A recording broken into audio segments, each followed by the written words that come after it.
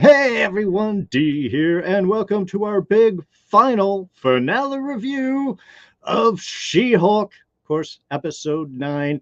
Whose show is this? Very excited to get into this final episode. There's a lot of stuff to cover, so let's get into our introductions. Joining us, as always, through most of this run, right down below here, Alyssa herself, Alyssa Jean. Hello, thanks for having me to talk about the finale. Good to be here. Yeah, very, very excited. And of course, my twin brother right here. If you know my opinion, you know his, and vice versa through most of the show. But we may have, I don't know, maybe a little switch around here tonight, and we can't wait to hear about it. From Enchantment of Eternity, it is Mark. Hello, how's everyone doing? So I decided my name is Mechanical Artistic Recording Creator, otherwise known as Mark. There we go. Excellent. Anagrams those are all perfect there. We love those bits. All right, and want to be sure to say, hey, Lily Mack joining us live in the chat right now. Everyone else joining us live when we're enjoying the archives. Thank you so much for spending some time with us. We won't waste too much time for intros. Let's dive into things. Now, Mark, of course, you had missed last week's show. I know you were really looking forward to the appearance of Daredevil. Of course, was the one episode you couldn't make. So let's catch us up. It gives a nice lead into here. What did you think about last week's episode? I think the more I think about it, the more I'm sure it was my favorite episode of the season. Which again, it sucks I wasn't here to talk about it. Well, we couldn't agree in a review, man. That would blow up. Well, yes, that's a good point. And it's not just because Daredevil was in it. It was because I think it was the most sort of coherent. It was humorous. It was lighthearted. It was a good character story. They had good chemistry, and it was a fun watch. And just everything about it was good, except for that ending, which I did not like, which feeds into this episode coming up. That ending last week felt tacked on, and I don't know. It just felt kind of by the numbers cliche. Sure. Well, okay. Well, then with that transition there perfectly, how did this week's episode land for you? Was this a satisfying finale for you? Did it end things right? Were you left wanting? How did this work? Because this was, I think there's a lot of questions people can have on this, and opinions, and legitimately so. All right, so this week's episode, I think, and I was just thinking about it, I think it's kind of a micro example of how I feel about the season as a whole. And in that, there were moments I thought were really funny, that I enjoyed. There was moments I thought were really strong character stories. But when I look at it as a whole, it's kind of a mismatch and it doesn't really flow well. And that's what I would say about the season as a whole. And that's what I'd say about this episode in particular. Things seem to happen like they seem to rush the story for the first half of it. And the second half, as hilarious as I found that ending, which I'm sure we'll get into, it did seem totally inconsistent with what they were doing in the episode, or appear to come out of nowhere. So I just think there's just a cohesion problem with the season, but particularly with this. I think this episode itself has a sort of a micro example of that. Mm-hmm. Beautifully put. Alyssa, you have been very positive with this season.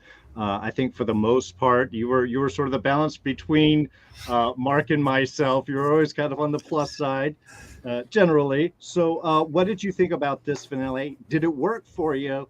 Did it land the way that you wanted it to? I will say that the meta ending and the going into the Marvel Studios, to me, it fit. I didn't feel like it was out of nowhere. I thought it fit with the tone of the show all season, so I didn't have that critique.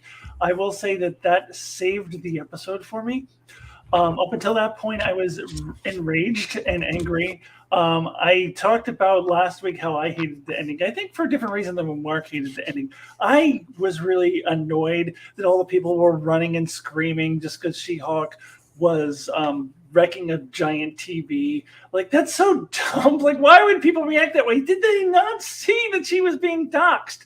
And that continued on into this week's episode, where I just am so angry that everybody would treat She-Hulk that way. It reminds me, again, I mentioned this before, of the whole Charlie Brown thing, or the Drew Carey show did this too, where everybody's like, "You suck, Charlie Brown," and like, they're trying really hard, and they're doing good things, and she's clearly the victim here, and the fact, even if you want to say, okay, she did something wrong, she committed a crime, permanently losing her powers, that's what Emil Blonsky got for murder. Lots of murders, I believe. At worst, for multiple murders. At worst, her crime was property destruction. She should get, if they had given her 60 days probation, I would say that's excessive. Permanently? That reminds me of, Mark will get the reference, the Star Trek episode, what is it? The Miragine. Why am I having? Menagerie. Menagerie. Yes. The old original series episode where Spock is trying to save Christopher Pike. He's in the wheelchair, and going to this particular planet is the death sentence. And that's what this reminds me of. For property destruction, you can never have your powers again. Are you crazy? That is. And it just, this whole thing pissed me off. And so it's funny when Jennifer Walters was like, "This is dumb, I'm going to the Marvel Studios." It was not at all for the reasons I would have. Like, I don't care about Bruce Banner showing up all of a sudden and Titania showing up. I mean, that's Marvel to me. Like, that's whatever. I don't have if that had been the story, yes, that's silly.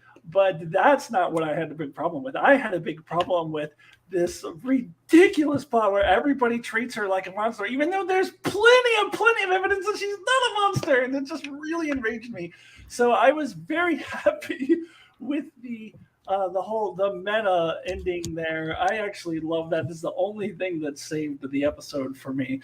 But then I come out at the end just feeling pretty mixed about it. Overall, on the positive side, if I were to give a rating for this, if I were doing reviews, it'd probably be like a 7 or something like that. Maybe close it, maybe an 8. I don't know. But it comes out. I come out feeling okay because of that ending. But I was so angry at the first part of this episode because it continued on with the part of last week's episode that I hated. Well, I just wanted to say real quick that I actually agree totally with what you said about it. And that's one of my problems with the ending of last week's episode and continue on to this week's, that it didn't make sense, that there was all plot contrivance and plot convenience. Yeah, it didn't make any sense for them to punish her in that way and that people would react in that way.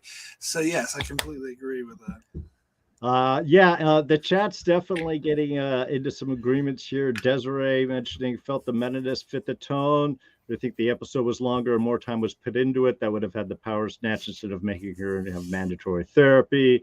Smirking reviews jumping in. Nice to see you, Rob. The intro was great, but that's about it. They tried something here, but didn't land for him.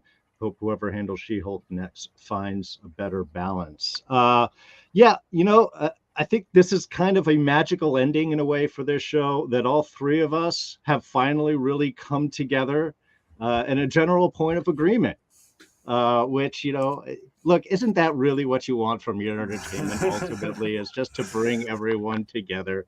Look, overall, I really am glad this show exists. I love the cast. Tatiana Maslany is amazing. I think the chemistry from a lot of the characters is great. I love kind of the dialogue and the snappiness. And there are so many bits and so many nice inserts of Marvel history, character history, viewpoint that I think is great that this show is doing.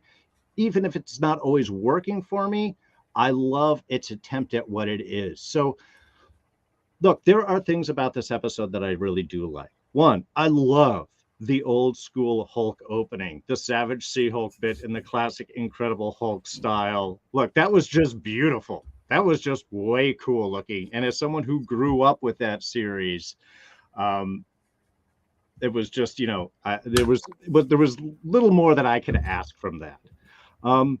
I appreciate the commentary on the ridiculous and overstuffing of the big finale when Jen kind of loses it there and is like, is this what people want?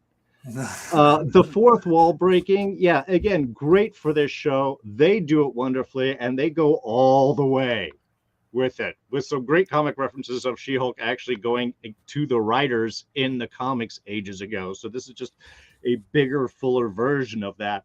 I like that idea solution. Look, Kevin was kind of funny. I like that, the hat and the thing that was on there. But I'm also a GLaDOS simp from Portal, so you get a little reference to that, and I'm already with it. The CGI budget jokes were awesome. Can you transfer? But wait till we get you off camera because we don't want to spend any more. I mean, there was great little bits. The whole smashing Matt Murdock bit, awesome. We smash bad endings, plot points, and sometimes Matt Murdock. Even Jen wants to see the X-Men.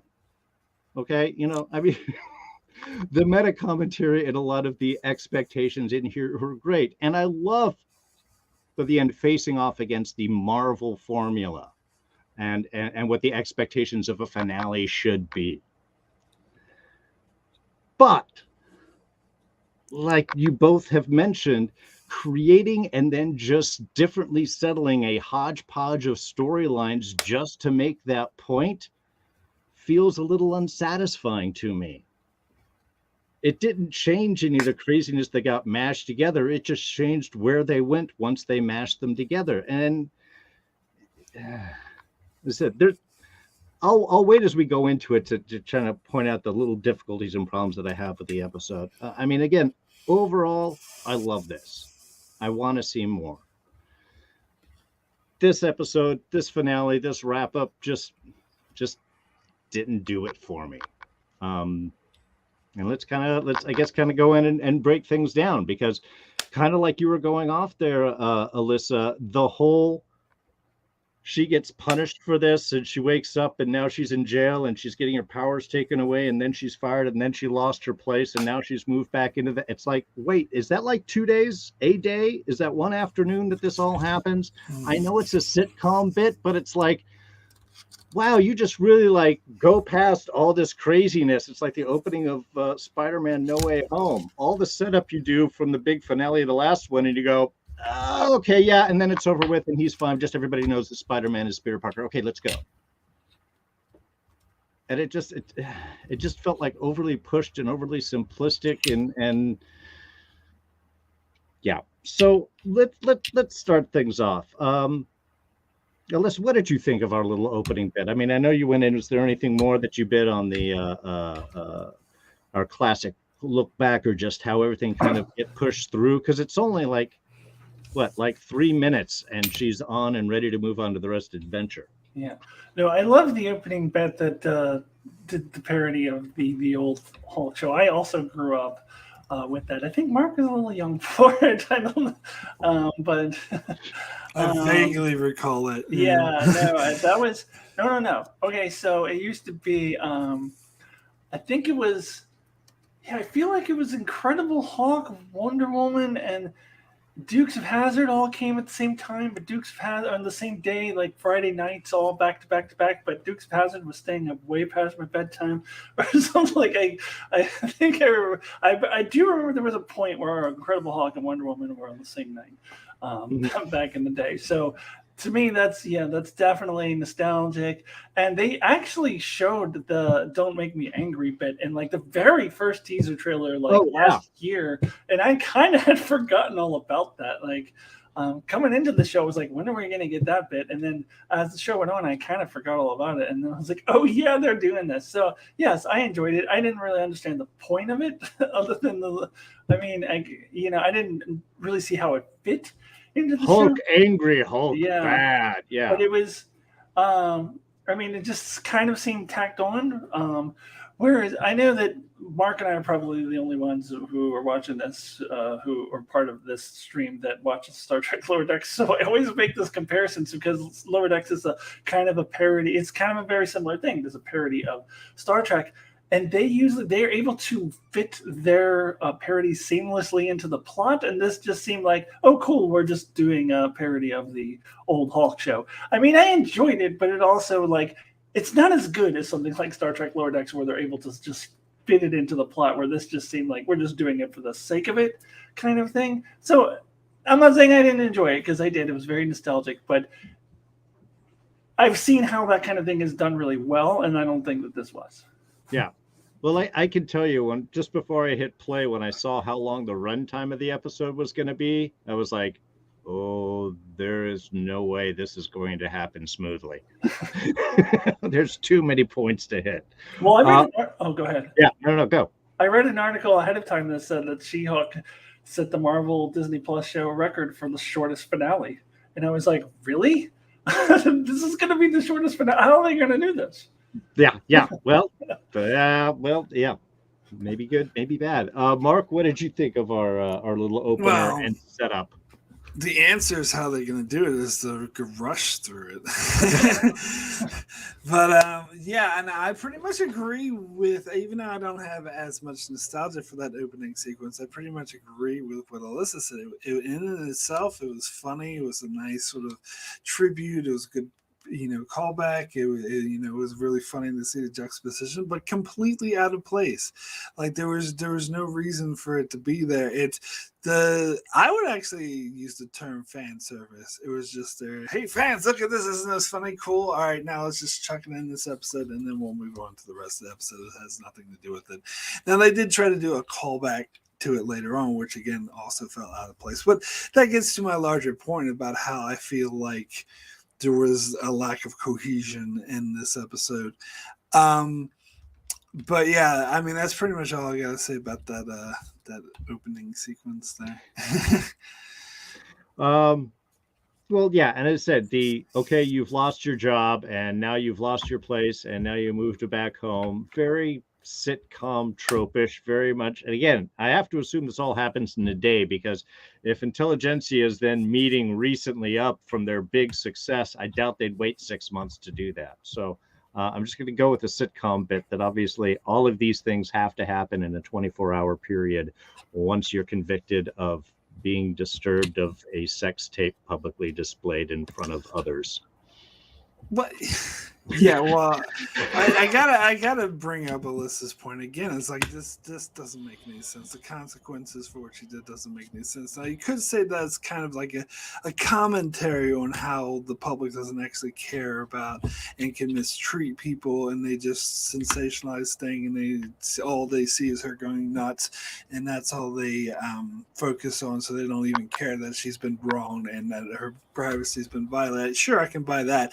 But as Alyssa said, making her wear the bracelet that freaking what's his face had to do for murder is outrageous, and then they just skip through this really quick. Like I feel like this is repeating a beat early that the show had done earlier, where she lost her job, she lost her friends, and again it gets to Alyssa's Charlie Brown point, and they did this. They're like repeated the same beat that they did earlier, but earlier they at least gave it like some time, some gratitude, some levity, and they showed her effect on her character, and so it was an interesting character piece. Right here, it's just sped through it. Like here's the same thing we did earlier, but we're gonna fast forward like times 10 speed.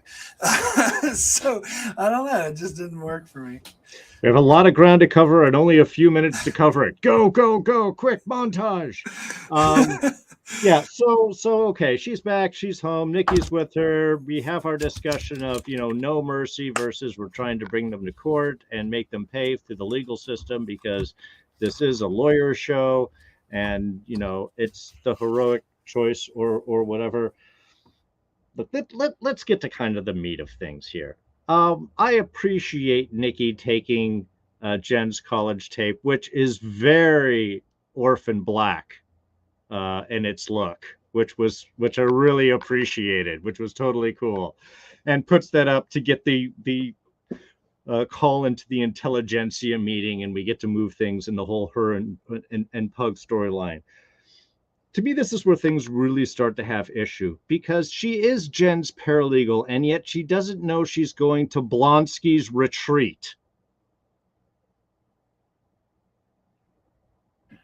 I had a hard time with this too.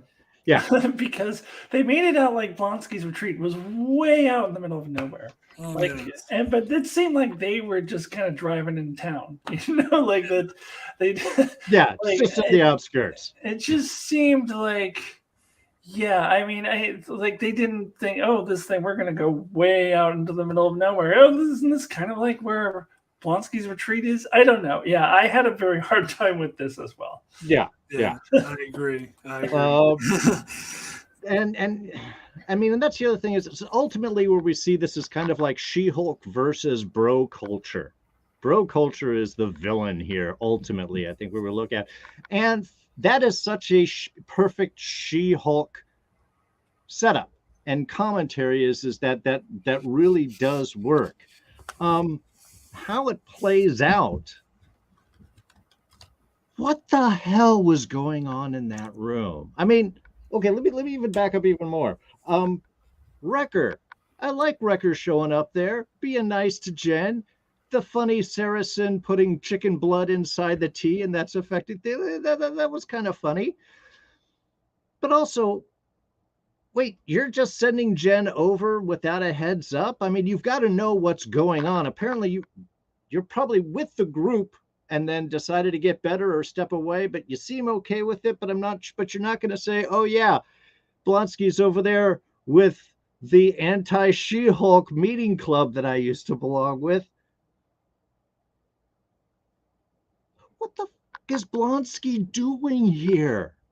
Are we supposed to suspect him? Because he's not like a villain. He seems to actually try to defend Jen from what goes on in... I don't know. I'm asking too many questions. I'm starting to short circuit here. Well, I get the impression that he was just hired as a motivational speaker, and he didn't necessarily know what the group was. Like, I don't think he didn't seem to know that it was like an anti-Jin group. That he said he does speaking engagements as the Abomination. So I don't think he necessarily knew what the group was. Yeah, that's what I heard, like an interpretation of the video. That's how I read it. But oh god, there was something else you said that I was going to agree with, but now I've Wrecker, Saracen, no, you know what it is, the Wrecker.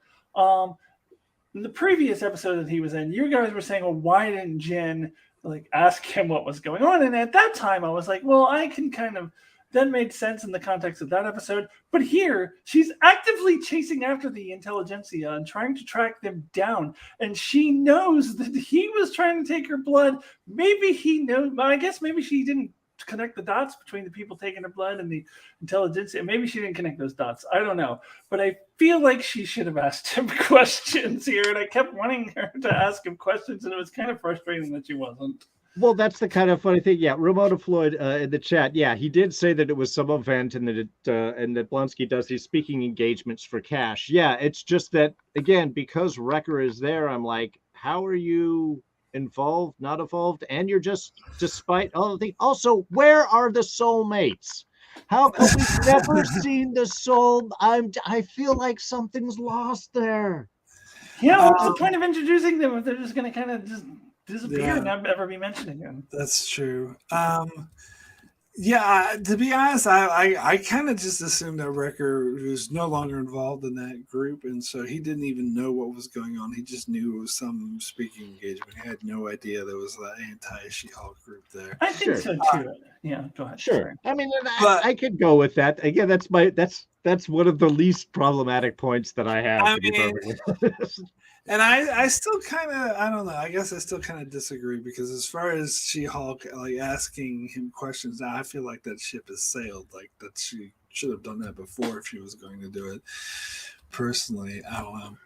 But now she's like actively chasing down the Intelligencia. She wasn't before. So to me, this makes more sense here that she would ask him questions. She's actively not making that link in her head. I feel like if they were going to do it, they should have done it before. Yeah, no, I didn't mind it before. This really frustrated me because she's like actively seeking them out, and here's a guy who attacked her, and like maybe he knows something. I didn't even occur to me that she would, because I already got it through my head like she's not going to.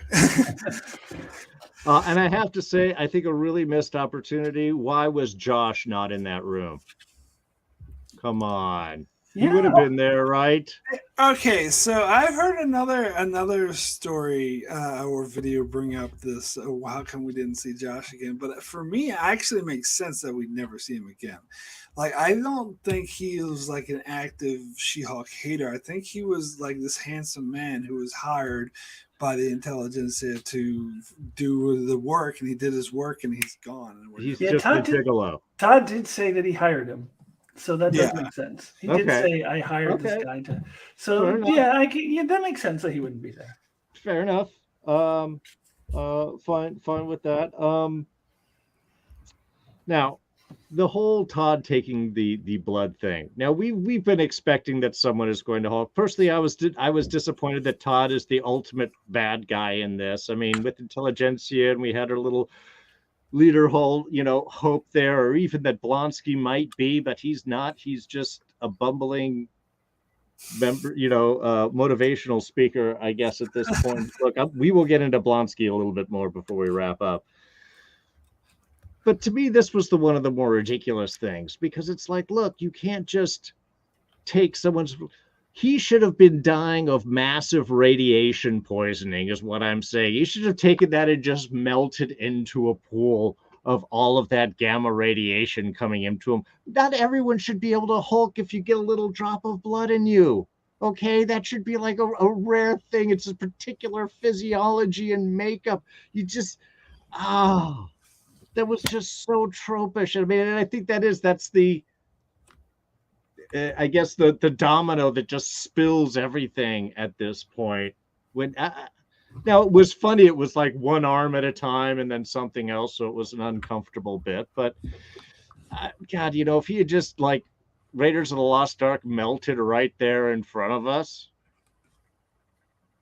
I might have forgiven any other gripe that I might have had with this finale. Even if they changed it later and just made him go to jail as opposed to melting. Yeah, well, to me, this whole thing was corrected by what they did with it's all part of the meta commentary of the silly over the top, and I actually appreciated that commentary. So I think, this, like, that part where he became the Hulk it's just part of the making fun of the tropes that Marvel always does, because that is a trope Marvel always does. The hero has to fight a villain who has the same powers that they do, and so I see this as just set up for that joke that comes later on, where She-Hulk confronts Kevin about that. So I didn't have a problem with it at all, because had they not done it, had it not led to that and they took it seriously, yes, I would have a serious problem with it. But it seems to me that they were obviously doing this to poke fun at the Marvel tropes, which I loved. Sure. Yeah, I did. I was going to say the same thing. I absolutely agree with Mark. If they hadn't had, that's why I said at the top, the meta ending really saved this episode for me, because it kind of corrects a lot of that stuff where I would have had a problem with that. Jennifer even makes a comment at one point, when I don't remember if it was to Kevin or to someone else when she was in the Marvel Studios, where she was like, "Oh, really? Having this villain like have the same powers as the hero? That's never been done before." Like, I mean, and then she also made a comment about it looks suspiciously a lot like Super Soldier Serum, and I thought I did really like that. I thought the same thing when he did it. So I'm absolutely in agreement with Mark. That to me was corrected by that ending, where they're just showing that they're making fun of that Marvel trope, how they keep doing it over and over again. So, and then they ended up erasing it, where She-Hulk is talking to Kevin, and he's like, "Okay, fine," and he erases the Todd turning into the Hulk thing. On one hand, partially I am a little bit annoyed at all the setup that we got that led to just to really to set up this joke like all season long. We didn't need, in retrospect, we probably didn't need that shocking scene when they had the needle and all of that stuff. And so I think that would be my one gripe, that maybe we shouldn't have had all that set up if this is where it was leading all the time, just a joke to make fun of Marvel. But as far as this particular episode and just that scene of Todd turning into Hulk, to me, I agree. Like, that was corrected by the fact that we're making fun of Marvel, reusing the same tropes over and over again. So that part I was fine with. But I did have a problem with how much build-up we've had all season to this. Well, and I also agreed about Todd being the main villain. I think I had said in the previous live stream that I did not want Todd to be the main villain, even if it is just for this joke to kind of correct it at the end with the meta stuff. I still don't think Todd should have been the main villain.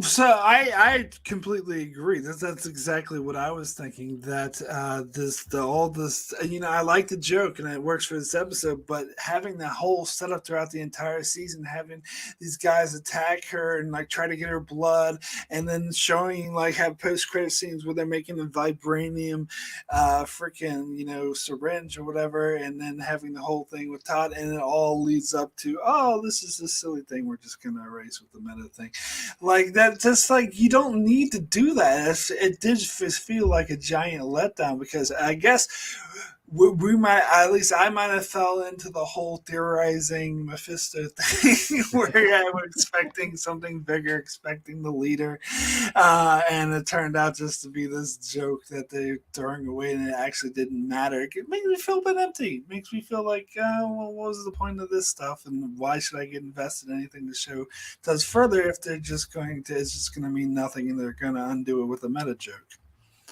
Yeah. I think that is exactly the point that kind of bothers me is it's like you don't have enough real interconnectedness to make this sense as a series, but it's also not separate enough for them to all be standalone. So it's kind of like halfway in between of both of those. To have a long setup of building expectations as a viewer, wanting to go with whatever story that you're telling, and then go, but this is just so we can make a poke at the stuff that we normally do. I'm like, well, then just do something different.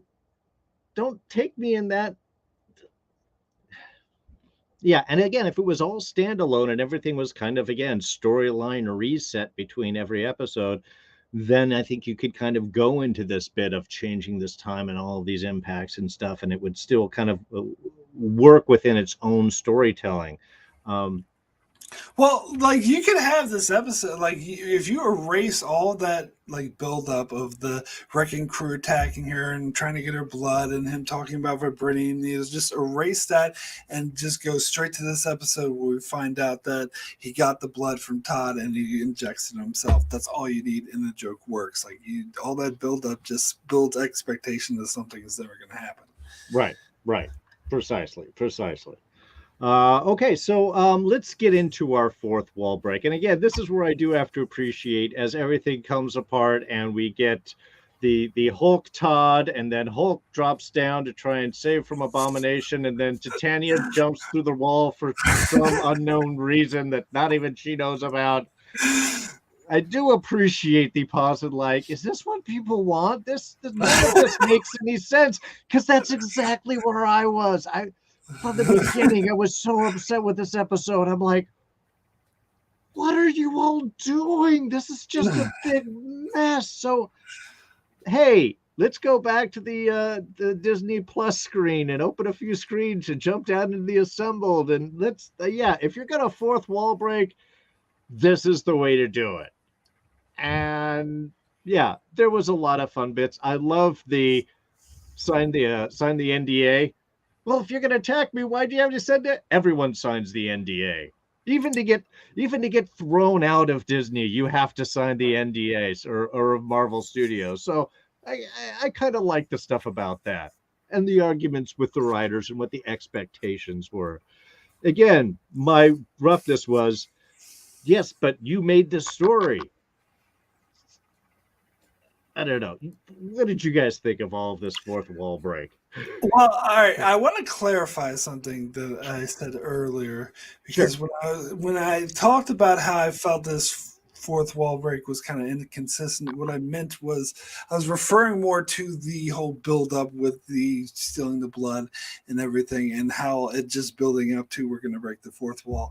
I actually, as far as part of it being part of the show and consistent with the show, I completely agree. I think it's definitely the show has established that this is the kind of thing they do, and I think it actually was perfect in that regard. I was just more referring to what we just talked about before about the whole leading up to nothing. But as far as this fourth wall break, yes, and I agree. Like I was having the same feeling when Titania broke through the wall and then Hulk was fighting the abomination. I'm like, wow, they're going really over the fucking top with this. And then so when she says stop, well, this is what, and when I was like, that's perfect. And I think it's perfect because it makes fun of like other. That's been a complaint with a lot of Marvel movies and Marvel shows. I particularly had this complaint with like WandaVision, for example, and there's been a few other shows and a few other movies. It's like, yeah, it was really good, but then they threw in this unnecessary big Marvel battle in the sky beam or whatever, which they didn't really need. So to me, I love how they even took it further over the top and just made it ridiculous and having just everyone let Titania smash through the wall for no reason. and then it's to call it out and for her to go to the whole Kevin thing and just call it out flat out and just be like, is this really? And it's like, and it's kind of having Kevin respond like, well, this is what we always do, and it kind of makes sense to have it be like, algorithm or machine that. Sure. This is how Marvel stuff is supposed to end. and so yeah, I thought it was perfect. Yeah, I did love it. It says mostly great ones. Why we have some shows are better than others, but we leave that to the internet to decide. Yeah. Yeah, I loved all of this. As I've said before, this saved the episode for me. Otherwise, I was going to be so angry with this episode. And I still, it does correct some of the things, like that ending, particularly like the Todd turning into the Hulk and all the over the top stuff that was happening that's directly, mocked in this fourth wall break ending. But all the stuff that pissed me off at the beginning of the episode and the end of last week stands. Like they didn't correct any of that. Sure. Definitely when I was delighted watching this whole thing. I was like, and it was almost relieved too. I was like, oh, thank God this didn't suck as much as I thought it was going to. So I was so relieved that they did this. Because it was a perfect parody of themselves. I love that it shows that Marvel has a sense of humor and is aware of the critiques that are levied against it and can make fun of themselves. And I really, really appreciate that. So I absolutely loved everything about that whole sequence, and the Kevin robot with the little hat is so good. I was so delighted by all of that stuff, and it's really saved this episode from just like I was going to just come on here and just be enraged for the whole time and just be really pissed off. I'm still pissed off at the ending or the beginning part rather. Sure. But this did save the episode for me. Well, and I think this is kind of a perfect thing because this is the exact stuff that She-Hulk can really approach with its style and its tonality and stuff. Even in the early part of the season, when they were using the actual internet complaints levied against the expectations of the show and then reintegrated them almost verbatim as online complaints against She-Hulk appearing, was kind of a stroke of genius. And say her going against the bro culture and that kind of ridiculous, like, look, it's not because she's a female. It's because she didn't earn her powers. They weren't written in a more complex, manly way. See that part of it, I think, really worked, and I think that in itself was meta. The whole way that because that's what people, there's movements on that online about the show as it is, so they kind of knew that was going to happen and baked it into the show. Those people, like the villain of the show, I think is brilliant. As I said, the only issue I have with it is we didn't need all that build up to it because it built up expectations to what it didn't have. But by having that, though, is still that part was really worked. Oh, and Mark, you would appreciate this. The fact that they all talked about, they always had to refer to women as female. That reminded me of the Ferengi. Did it not remind you of the Ferengi? That's how they, the female. There's a lot of online men's rights movement bullshit like that are like that. And I've heard that some people have made a comparison to those groups to Ferengi before, the way they say female all the time. That all is genius. If I were to have one complaint about the show overall, looking back at it, as I think we needed a little more of this. Like when I don't think it was a sudden change from the tone of the show. We definitely had that throughout the season, but in retrospect, I think we needed a little bit more in each episode. I would have liked. This obviously was the big one, the big finale. This is when she goes to Marvel Studios. I still would have liked just a little bit more of the fourth wall breaking and meta stuff in each episode. Personally, yeah. Well, I mean, go ahead, Mark. For the first part of the season, I think they could have done more meta stuff. I think the meta stuff they did felt a bit sort of jarring, and by the time we got to this episode, it wasn't jarring at all because you were used to it. But it would have been nicer if they had more throughout, like every episode, and it was more of a common thing. Yeah, there's a couple episodes where they barely did it at all. Yeah. So I would have liked it a little bit more. Well, I mean, if there's any hope that one can take from a conversation with Kevin here, is that Marvel Studios does listen, and I think for a freshman outing, I think She-Hulk, hit on the plus side more on the negatives, and I really think that there can be some fair expectations if we do get a season 2. That there's going to be a cleaner kind of vision on that. So another thing I wanted to say about this ending, there's a couple things I was reminded of. First was Gremlins 2, when they stopped the movie theater and the Gremlins take over the movie theater and Hulk Hogan had to combine, beat out the Gremlins. And the other one was Wayne's World, how they kind of just stopped the ending and be like, oh, do we really want to end it? That's super sad. Let's do a different ending. It kind of reminded me of that too. Well, I loved both of those things. And to me, I mean, I guess that's one of the issues that I have with the kind of fix that we have is, okay, so you don't have a great ending. It's the villain is another Hulk, and we got to get rid of that. And she just wants people to pay for it. So Blonsky's just gonna go back to prison and everything. And Hulk's not going to just appear from space, but he'll just appear with a son and introduced that way. And we love to see Matt Murdock, but it just basically wraps up, instead of being as the standard Marvel movie, now it's the Fast and the Furious, where we all end with a barbecue picnic out and with family. Is that what we're going?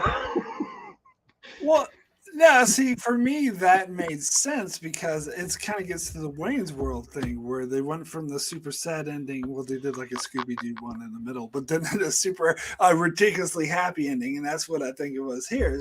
She-Hulk is like, let's not do the crazy Marvel stuff. Give me everything I want. Give me a super happy ending. Bring back Daredevil so I can bang him again. and so to me, the point of it was as an over the top, super happy thing. I have to agree. It is definitely the super happy. I just had to laugh because, and look, I have not seen a Fast and the Furious movie outside of like the first one and half of the second one or something like that. So I just understand from memes the whole family, but even I was looking at this going, it's family's what counts. So, I did have a problem with, I'm like, if She-Hulk and Daredevil are going to be a thing, and the public knows that, if Jen is now hanging out with Matt Murdock, that could be problematic. But we won't get too specifics on that. Yeah. Just, you know, again, I'm just throwing that out there. Yeah. Well, I guess I didn't have a huge problem with this. I have never watched a single millisecond of a Fast and Furious movie, and I was unaware of the barbecue thing you're talking about until just now. That when you mentioned it, I've never seen any memes. I had known nothing about that. I have zero knowledge of any of that. So to me, it was fine. Like I didn't have any issue with it. Hulk coming back with the sun. I was only familiar with this concept because I watch a lot of YouTube videos that get into the comic books of it all. And when he went off to Sakaar, they were like, "Oh, he's going to get his son," because that's what happens in the comic books. He goes to Sakaar and finds out that he has a son. So I wasn't surprised by that. It did seem a little weird and tacked on, especially like it seemed like it would have made more sense maybe in a post-credit scene. The TV shows don't do 2 post-credit scenes. Maybe WandaVision might have. I think WandaVision may have, but most of the Disney Plus shows only have the mid-credit scene, if anything, and not the 2 post-credit scenes, I feel like. But I feel like you could have had the Wong thing was cute, and I knew it was coming because if you pay attention to the credits, because it had his name in it. And I'm like, well, he hasn't been in this yet, so he must be in the post-credit scene. So, so that kind of spoiled that he was going to be in the post-credit scene. Well, it's like the subtitles giving Kevin away as well, because everyone's going, Kevin. I'm like, Yeah, I liked. So maybe like we have that is the mid-credit scene, and then Wong is the post-credit scene, but they don't do it because it just felt weird. I don't know. It didn't feel like it belonged. Like it's clearly setting up for something in the future. I think you wait for Hulk's son for whatever project that's going to matter. You know what?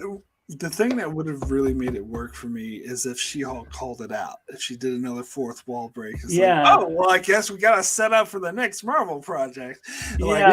Son came in. Yeah, I agree. She should have called it out.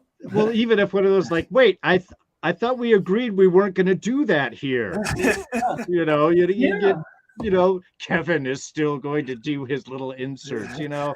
You're right. If you made that more meta, because all I'm thinking is like, dropping in to stop the abomination is too much, but dropping in and going, here's my kid. That's perfectly fine. Having Jin going, I thought we agreed we weren't going to do this, and then Flash to Kevin going, whoa, or something like that. That would have made it work for me. Yeah. But without that, it does feel like it doesn't belong. And I did like the getting back to She-Hulk's interacting with Kevin, which was great. She's like saying stuff like, "When are we going to see the X-Men?" It's like what all the fans. It was like, oh, I'm not going to tell you that, but I like how she's like, "Oh, so then I can appear in the next movie, next time." And he's like, "I wouldn't count on it." Like, this is funny, like. Oh no, the meta-ness of that was awesome. Even if the whole like, you know, and of course let's bring back Matt Murdock because woman has needs, you know. I loved all of that. Obviously, it's the part of that is the thumbnail for today's review. So, I mean, all of that was great. I do want to bring up Blonsky again, just real quick here, because especially with that post-credit scene. This is almost feeling like they're pre-retconning a different movie. Because the last that we see outside of She-Hulk is he's fighting Wong in Shang-Chi. And then he goes back to prison, and then by the end of all of this, he's out, goes back to prison, and Wong busts him back out to take him to Kamal Taj. I feel like in this next movie, it's going to be because Wong is trying to teach Blonsky inner peace or balance, and there's going to be a joke against Banner about being sent to haiku. It's just all of the way this all was working. I'm like, why is this even here? What is Blonsky's whole point in this entire bit outside of, and I have no problem with, Tim Roth agreeing to do a show? And you go, we'll fit you in somehow, even if it doesn't make sense. And we undo it all by the end of the show.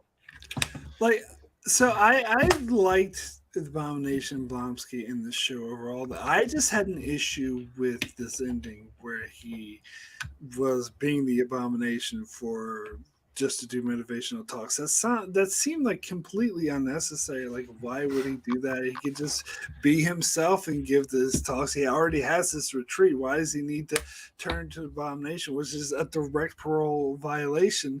And then he goes back to prison only to be broken out again. I felt like, I don't know. All that was like, why did you bother? Why would he do this? Why would you bother doing this? Why not just leave him there in his little retreat? Yeah. Go ahead. Well, the thing actually that stood out to me the most about that scene is that you notice that all of a sudden Wong and Blonsky were being meta. Like they broke the fourth wall. Like, oh, you were in a different TV show. Like, wait, no. Jennifer's the only one who can do that. Like, that's the way it's been set up. No, what I thought that scene is that he was talking about. He asked him if he was into another show because it was showed that Wong loved to binge watch shows with Madison, and so that's what I took it. They were just saying, "Oh, you were too busy binge watching the show." Okay, I can accept that then. All right, that's fine. I took it as like a meta comment that he was in another show. But actually, Alyssa, I saw it exactly the way that you did. That's exactly what I caught. Is it's like, oh, because he's doing something else. We already know the effects team is busy doing another show. We made that comment earlier. Wong is in a lot of different things. I don't think he's been in another show, but he's been in a lot of movies. He's been in a lot of things. So yeah. So that's how I read it. But that does make sense. I'm just glad they didn't have Madison come back. I'm sorry, but I would have loved to see Madison. I hated that character. No, I don't want to see that character again. But I think that's what will. Yeah. If they have a season 2, she probably will be back. But that's how I took it. That Wong, because they established in the show is just being obsessed with binge. Okay, all right, that's fine. Okay, I can accept that. I am really curious to see when Abomination and Wong pop up again, because with this ending they have to be again, and I'm really curious if it's going to be one of those like dead serious Captain America Winter Soldier level type things, and they've got to it's like we can't really talk about the comedy side trip that we did before coming back to here, and then we have the Blonsky as the Red Hulk. The thing is, even those like really serious like Winter Soldier suspense movies still have moments of levity. Oh yes, for sure. Yeah, but not over the top comedy. Not over the top, but I could feel like, and I was thinking about this. I feel like the next time we see Wong, they are going to reference his binge watching TV shows again. That's all I'm saying. And that would be awesome. That would be like a total Doctor Strange line or something like that as well. No, they've done comedy with Wong before. I mean, he was doing karaoke with Shang-Chi. So yeah, I mean, they can totally reference him binge watching. But to have Blonsky and Wong like show up in like a Winter Soldier serious type of movie would be like together, like. Now they're just being all serious. That would be a little weird. You can have Wong, but I think to have the two of them together going from a comedy to like a super serious movie would be really odd. Yeah. Well, that's what I'm saying. I mean, Ramona Floyd's mentioning Chad Blonsky will be in Thunderbolts. Hasn't been confirmed. That's a bunch of that. As far as I know, that's still fan rumor and stuff. I wanted to mention Desiree in the chat saying Madison and Blonsky hanging out is like mega chill. I would love to see that. I would love to see the two of them hanging out. Well, yeah, and as I said, I like that Blonsky had this little change and stuff. Part of me is like the way that they do the insert and the outsert. It's like it kind of puts Blonsky exactly back to where we saw him on the big screen, is with Wong in one position or another. So, like. I don't know. I'd like Blonsky having made peace. If he's just going to end up being villainous after this, I'm gonna feel a little bit bad on that. Yeah, yes. If he went back to a straight up villain, that would really make sense with this. But I have faith that they're gonna keep it in character. Maybe not play it as silly, but. Ramona Floyd, Khmer Taj is under new management now. So yeah, they've got a whole different application for membership now. They've been learning their lessons from the legal mistakes of episode 3. Was that 3? I think that was 3. No, that was 4. That's where I keep messing that up because 1 was the origin. 2 was Getting the Job, and 3 was the first Blonsky one. Okay, well, I mean, I don't know. I mean, I kind of sort of other thing. Maybe we just leave this into where overall with the ending of this show, are we expecting a season 2? Do we think this is just going to be a burst off? Would we want a season 2? And where do we think that might go? Alyssa, let's start with you. Where are you feeling left off with the future of She-Hulk by the end of this? I would be surprised and disappointed if there wasn't a season 2. I mean, this was set up like a sitcom. It should be multi-season show to me. I would hope that they could improve on a second season, and they could. They showed that they listened to the fans, so hopefully they would actually take some of that and not just use it as in a meta way to make fun of themselves, but to actually improve the show. Sure, would be good. And I've heard other people say the same thing that I said, that maybe a little bit more on the meta stuff, a little bit more fourth wall breaking. That they're very inconsistent with it. There has been a couple episodes where they didn't do it at all, or hardly at all. So I would hope that they would kind of smooth things out a little bit.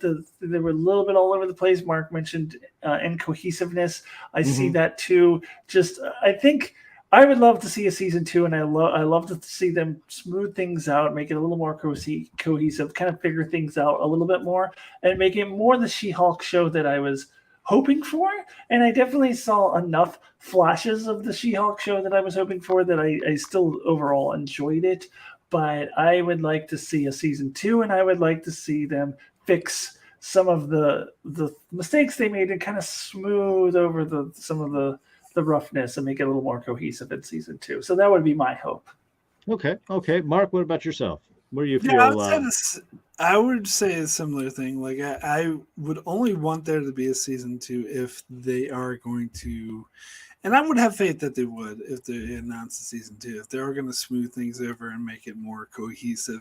Because I think, because at first, I kind of still like the first half of the season a bit better, because it seemed like they were sticking to this format of being like a Harvey Birdman type show, where each episode she has a different case and we get a different cameo from a different character, or we make up a new character, like the Ribbon and Rip from last week.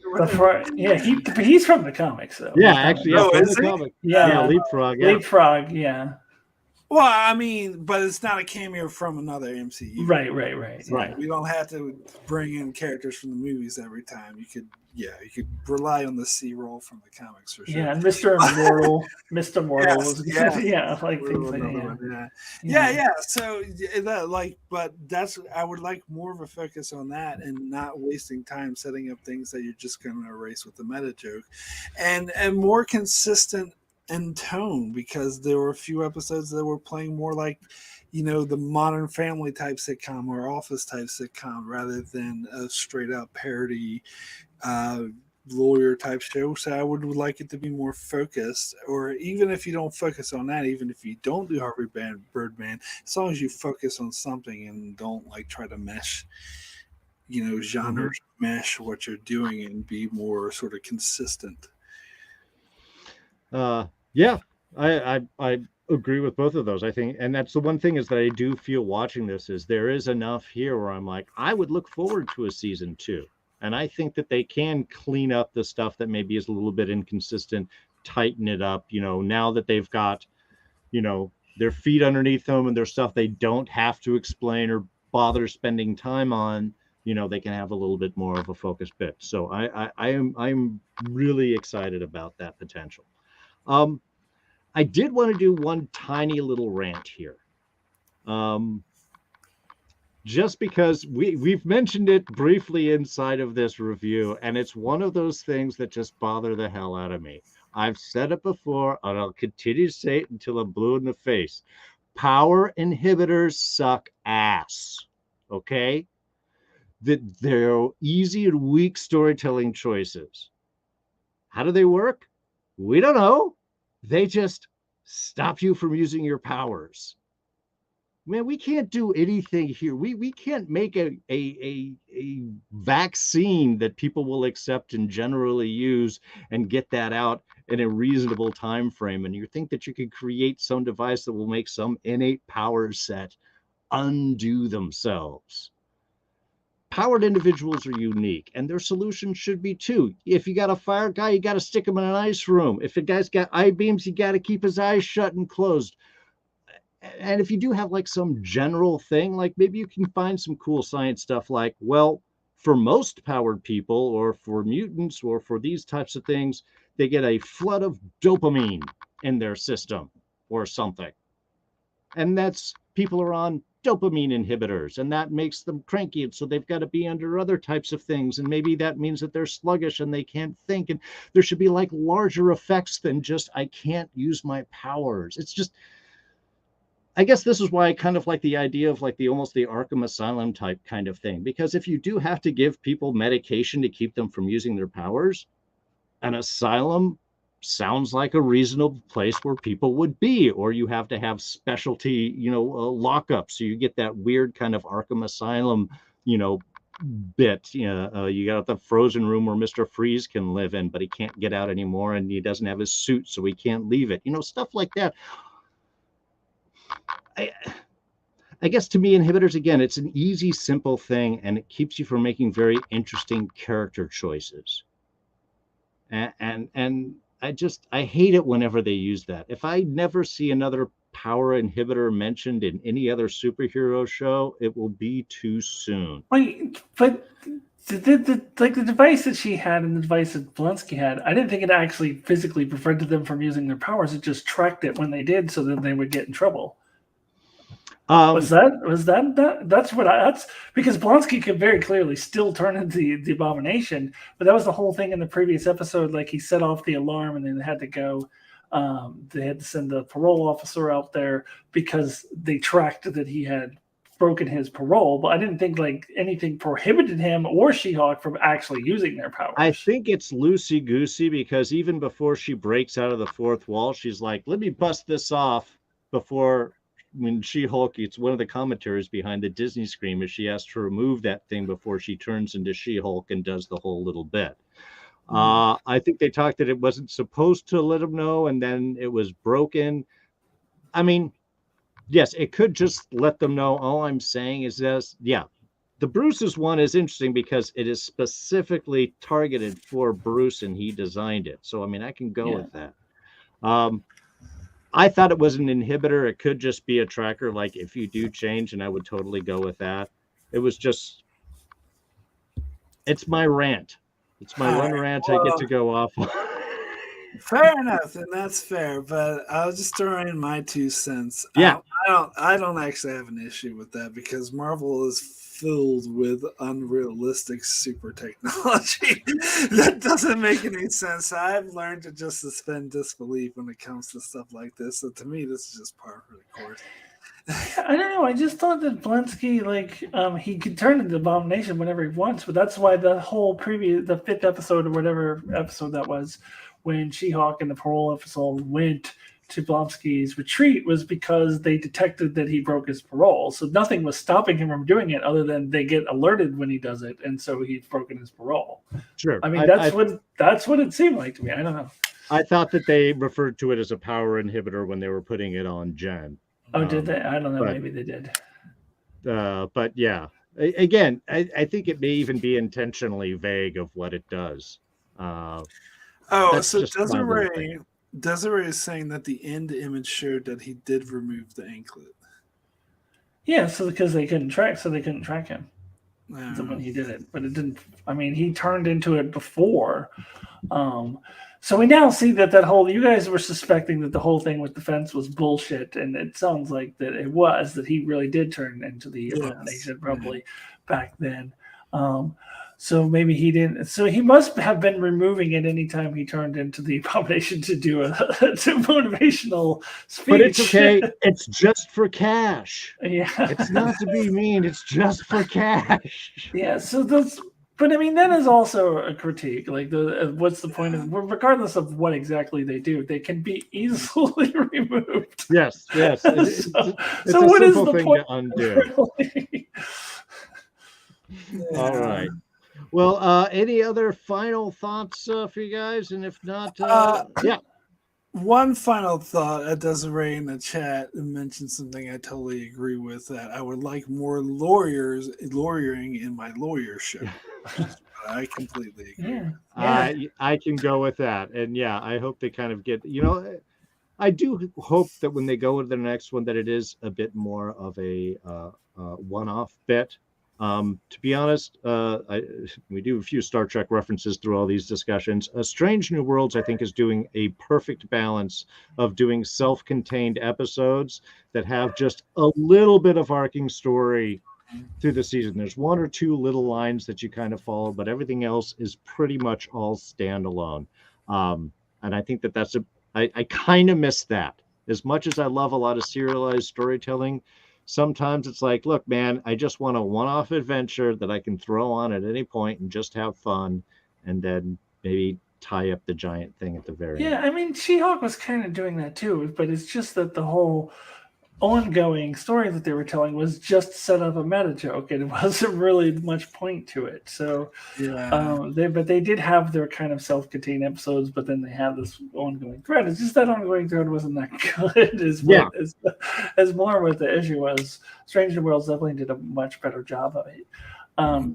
Now, I did have one final thought as well, is that Jin has this line to Kevin where she's like, oh, well, this just kind of overshadows my whole arc where I'm trying to balance being me and being She-Hulk. And it's interesting that until now, and my final thought is the first time we've ever mentioned that arc is because it was overshadowed by all of this other stuff. Yes. And that's a real shame because I think if you tear out the layers, I think there actually is a good character story buried in there, but it is kind of overshadowed by all the other stuff that we have been talking about. So that would be my other hope for season 2, that they can do a better character story. There was a good character story hidden in there. It's just that we didn't even mention it until I bring it up at the very, very end of my final thought, because it is just so buried by all of this other stuff. So I think that's another area of improvement for the show. Yeah. Well, we do get the summation when she's on the courtroom steps. She's like, how are you going to defend people? As a lawyer or as She-Hulk, or, as a hero or as a lawyer? It's like both. Yeah. I mean, and I like that. But we have not talked about it the whole time because it's just not been like standing out. But it was definitely a very messy group there. They haven't been consistent on focusing on that, and that's what they need to do in season 2 for sure. I agree. Excellent. Well, I think overall we definitely can agree that we look forward for another season. We have a great cast. We have some great chemistry. We have some great bits. Yeah. Just fix it, man. Just make it better. Yeah. Do better. Do that. Yeah. Like the whole Falcon speech. All right. Well, Alyssa, what are you doing and where can people find you? You can find me at Alyssa Jean's Reviews, doing Star Trek Lower Decks reviews weekly. And you can find me also every Monday night with these two guys over on Mark's channel over there, where we talk about House of the Dragon, a show that I am very much enjoying. So we'll be back on Monday to talk about this episode 9 that I'm super excited for. And then at the end of the season of House of Dragon, I'll do my own review and review the predictions that I made as well, because I made predictions halfway through the season. So please come over to Alyssa Jean's Reviews and check it out. Excellent. And of course, House of the Dragon himself, Mark, what things you doing? Well, doing House of the Dragon live discussions every Monday night. Absolutely. Be sure to check that out. Yeah, it's funny because when I first decided to do these live discussions, I was kind of iffy on whether or not I liked the show. That's why I was like, oh, we'll just do discussions instead of recorded reviews and whatever. And I didn't realize, I was not expecting the show to be as good as it was. And I will be doing my own review on it as well when the season is finished. And also do do lots of Star Trek stuff on my channel. I just dropped a top 10, I think, yesterday. Top 10 favorite, or ranking all the pilot first episodes of all the Star Trek series, ranking them from my least favorite to my favorite. And I also did another top 10 I released for my Patreons that will be out on my channel next week. Top 10 worst Star Trek episodes that rip off other Star Trek episodes, which is a good one. To check out, and also doing all sorts of other Star Trek, also covering Lower Decks and the Rings of Power. And Darren, I did want to give a big thank you to you for having me on every week for She-Hulk for this whole run. It's been fun. It's been great talking about the show. So thanks so much for that. Oh, it has been a blast having both you and Alyssa on for the run of the show. Again, I was really excited about this show going in. I think it's a fun one to chat about. Can't wait to see what they're going to do in a season 2. And of course, for me, you're watching D's Reviews. That's the channel right here where we have just wrapped up covering She-Hulk. I am over on Mark's channel, Enchantment of Eternities, on Mondays at 6 o'clock Pacific to talk House of the Dragon. Otherwise, normally I do shows on Thursday nights at 6. At this time, we will be doing a little break as we're in between stuff. I may do a discussion down the road on Andor, which I am fully enjoying. It's gotten better. It's finally gotten good. That may end up being one of my favorite of the Star Wars series. And been talking with Rob over at Enchantment Eternity. We might be, over at Smirking Reviews. I can get all these channels down. And we may be doing a Daredevil discussion in the future. So keep an eye out for notifications. You can catch me on Twitter and Instagram, mostly on Twitter, at Darren Jakes. I want to be sure to thank Ramona Floyd, Desiree Garcia, The Rich Room, of course, Rob over at Smirking Reviews. We had I want to be sure to thank everybody who came in, everyone who joined us live here in the chat, everyone who is joining us in the archives. Thank you for spending time. Be sure to hit the like, subscribe, notification buttons if you want to catch more of these reviews in the future. Otherwise, y'all have a good evening, and we'll talk to you next time. Take care, and bye-bye.